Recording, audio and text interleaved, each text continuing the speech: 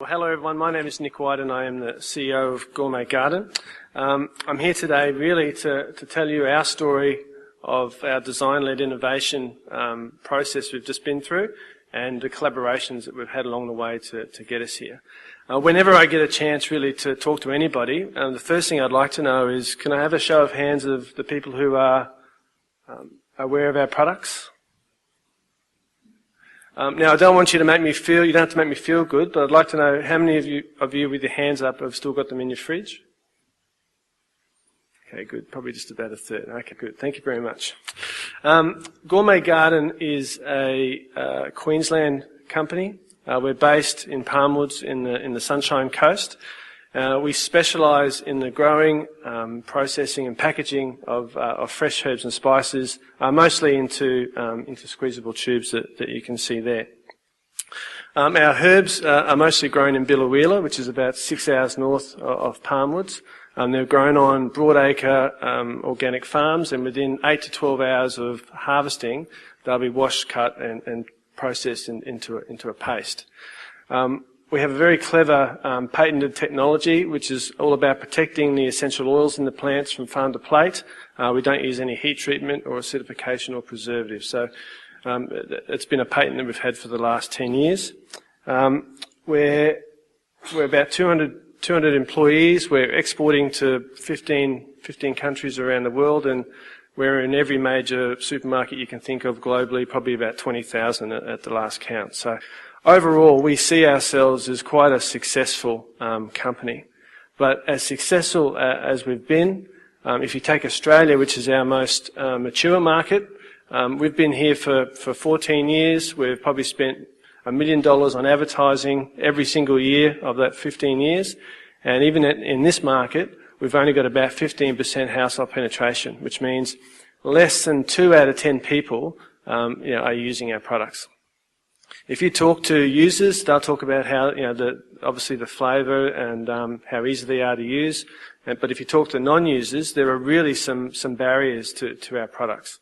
The fact that it's in a tube, food in a tube, how to use paste, there are ingredients in there that consumers don't really understand. So there are some real sort of barriers that we had to address.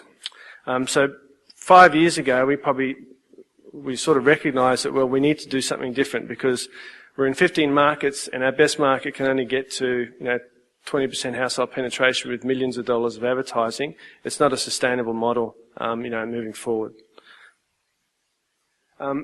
We sort of set ourselves a new vision, and we really wanted to work out, well, how are we going to move ourselves away from being just herbs in a tube to really being about herbs, spices and seasonings that truly delight busy cooks.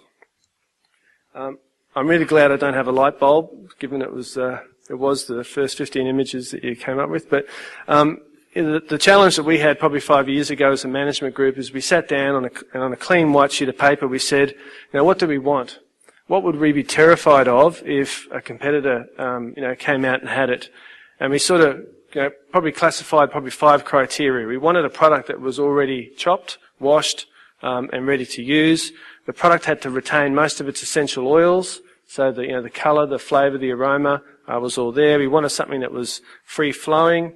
Wanted something that obviously had a shelf life longer than fresh herbs, and obviously we wanted a clean ingredient list. The problem for us is that this didn't exist.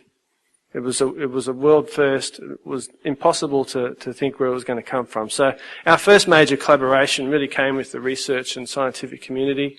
We partnered with the original inventors of our first technology, and we put them to work to try and analyse what technologies, how would we achieve this consumer-based outcome. I've only got 15 minutes today, so I'm not going to bore you to death with all the process and everything, but all I can tell you is after a lot of research and development, we developed our world first second generation technology, and we've worked out how to take fresh herbs, get them washed and chopped. We've worked out how to lightly dry them, just enough so that the cell structures are protected, but that they retain all their essential oils, and in connection with any sort of heat or food or other moisture, that they refresh in cooking. So we're obviously we were delighted with this outcome, and it was a lot of effort And the first thing that we did as a management group is we needed to rush on how we're going to launch this proposition as quickly as possible. I want to share with you probably the preferred concept back then that we had, because we thought we were obviously onto a winner. So let's get we did a concept test, we took it to the retailers, and we just wanted to launch it. And we thought, well, we'll just tell everybody that it's Australian coriander, it's chopped, and it lasts for 3 weeks. Let's go. Let's stop mucking around. We've all heard of divine intervention. We were lucky enough to have a design intervention. Our second major collaboration that added value to our business was the Ulysses program, which is funded by the Queensland government. This was a program that really brought design thinkers into a business, and really the basic of it was it gave you an audit on where you are as a design business. And what they saw in us was a real opportunity to say, well, if you applied some design-led thinking to this new technology that you've developed, you could get an amazing outcome.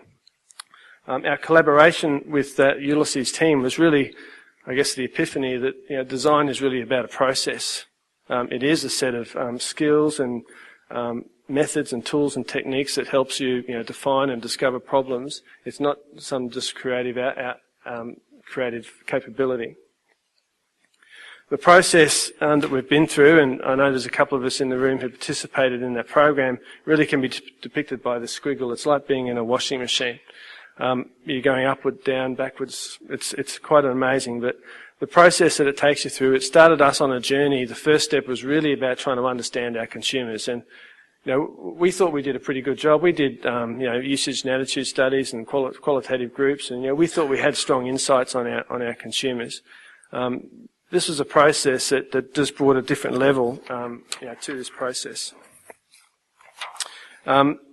We probably conducted more than 200 interviews. We did ethnographic sessions, observing consumers in their kitchens, watching them in the supermarket. And we just developed from that a whole richer set of insights and discoveries that we never would have even contemplated if we had not done this process. And the third probably significant collaboration that brought to us was it then provided us with a design capability. The connection with the design community, working with industrial designers, just brought a whole new level of thought and I think someone mentioned before, just independent thought. They asked questions that we would never ask. They saw things that we would never see, and it just added so much value to the process that we have. I want to share quickly just some of the key insights that we got out of that process. In most traditional research, we'd take a product to a consumer and go, what do you think of that? Do you like it or not? If it's a yes tick, we'd go ahead. What this process did is observing consumers, talking to them, trying to understand their daily life. The core, macro insight that we're working with is, despite if you're a busy mum or a busy professional, they're just so busy. It doesn't matter if you're in Australia or Norway or Japan. This daily churn of what to cook is quite an amazing insight to have, and it was important for us to understand this environment as we were developing, the formats for these new products. The other insight we garnished was how the love of fresh herbs is already wired into people's brains. For such little things that they're so loved and appreciated, the flavours, the colours, the difference that they can make to a meal. If the romantic territory around that is already established in most consumers' psyche. But when we call this wilt guilt, the waste associated with it, the short shelf life, there's a real hatred and disappointment associated with fresh herbs. And basically, at the end of the day, you can divide herb consumption into fresh herbs is used for special occasions, and all other, whether it's our product or dried herbs, these are all for busy cooking. But fresh herbs are only used for special occasions because they don't last. So ultimately, the consumer is using dried herbs or packet sauces, and they're very convenient. But at the end of the day, they feel differently about using those products than they do when they go to the effort of using fresh herbs. The other amazing insight that we garnished through observation was just storage as an idea. You can see the top right image. Most fresh herbs end their life crushed up into the vegetable crisper, and for something that's loved so much, it's an inglorious way to end their lives. Our products there on the left, it was, watching the designers sort of going like the consumer trying to find what they're looking for. They're trying to find garlic, and all they can read is gourmet garden. They can't find things. It was pretty embarrassing watching her try and use our products. There's one there where, actually I'll get to that story later, it's alright. But if you go to dried herbs, you can see, back in the 70s, the herb racks, there are systems there. If you go into a commercial kitchen, chefs will have all their ingredients perfectly labelled, all sitting in nice boxes. It's all very easy to pick it up, take it, use it, put it back. And that's something we would never even have contemplated. But yet it's such a powerful consumer insight in the context of the environment that she's in every day. So I'm just going to take you through some quick work that we did. Our main product was really about how do we make the tube more culinary. And I've already mentioned things like, straight away we said, well, you should have your variety on the top of the first thing the consumer sees needs to be basil or garlic or whatever they're looking for. We took that to, when we took that to our graphic designers, anyone who studied marketing would tell you you're off the planet, you need your brand up there. It took us about 3 or 4 times to convince the designers that no, it's mandatory, we want that tab system up the top so that they could see it. We watched consumers twist, it takes 12 twists to get the lid off the tube. So we said, okay, that's an obvious one. We went straight to a flip-top lid and we watched them and we prototyped it, and all the food got stuck in the lid, it didn't work. So after 3 iterations, we've come back to like a 1 twist. It's nice and clean, it's still easy. But again, it's a whole process. We had to go, we thought we had the solution, it failed. We found another solution, it failed.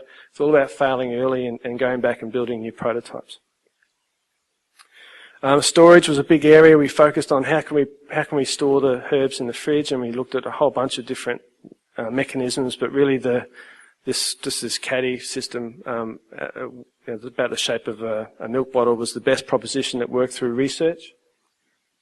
In terms of the new lightly dried products, we had a couple of formats that tested really well. This whole idea of just a pinch bag but the tabs on the top was considered a very pragmatic packaging approach. From storage, again, we looked at different ways we could store them in the fridge, and we made prototypes, tested them in homes, and we ended up with a proposition that I'll share with you in a minute. The other format that worked really well was, whenever you see a Jamie Oliver show, someone's already cut and washed his herbs and put them in a nice little bowl. So we said, look, that's what we want. We want a Jamie Oliver format ready to go. And this concept tested as well as the other concepts. So we kept developing it, and making it click and stack together was another storage mechanism that delighted the consumers. So overall, I don't know how many consumers we've spoken to, hundreds over Australia and the US and the UK. But I just wanted to share with you that first concept that I showed you, if we'd launched with that, the whole proposition most likely could have failed. The first time we took that to a consumer group and presented it as Australian coriander, it lasts for 3 weeks, it failed. And they were the consumers were going, well, look, it looks good, it doesn't feel like fresh herbs, it's not wet, it's sort of a bit dry, it's sort of semi-dried, and through that process we came up with the proposition, which is it's lightly dried. And the consumer helped us co-design the name, and from that day forth, whenever we presented it to the consumer as lightly dried, it's okay, I get it. It's dried a little bit, but it looks, it smells, it's almost as good as fresh. So, that was a bullet that we dodged, thankfully. So just quickly, how the outcomes. We've now ended up with a concept for the pouch range. The pouch range, comes with a nice, caddy, the storage system. This is now available in Woolworths. The second proposition really comes in clickable, stackable pots, and again, this proposition was involved in Coles. We had both retailers involved in this whole process with us, so they were completely engaged, along the way. From a sales perspective, they've only been in the market for a little while, but the blue really compares the 5 varieties of paste products, and the other colour is the new lightly dried products. But not only have we more than doubled the sales of the current product range, but the sale decline of the paste range is less than 15%. And what that means is that we've brought new users to our product range who are now trying the paste for the first time. So, it's not too many times you have a new product that outstrips your core business. So, we're obviously delighted with that. So just in closing, I just want to show you a couple of the TV ads that you may or may not have seen. Fresh herbs are the best. Until they're not. So for everyday cooking, Gourmet Garden has created a world first. New lightly dried herbs, the closest thing to chopped fresh herbs, lightly dried just enough to refresh full of flavour in cooking. And they last for 4 weeks, no waste. Discover new lightly dried herbs. So close to fresh, it's like a herb garden at your fingertips. Gourmet Garden's new lightly dried herbs are so close to fresh in look, taste and aroma. They're great for everyday cooking. And they stay fresh in the fridge for 4 weeks, no waste. So close to fresh, it's like a herb garden at your fingertips. So really I guess the point I wanted to make was without those collaborations, we would have ended up in a completely different place. So I think that, the point of it is that you've got to get out there and do this sort of process to do it. And I can't speak highly enough of the design-led thinking process. It's something we've adopted that we'll keep moving forward. Can I finish with all those people that haven't tried our products? Will you try them now? All right. Thanks for your time, everyone.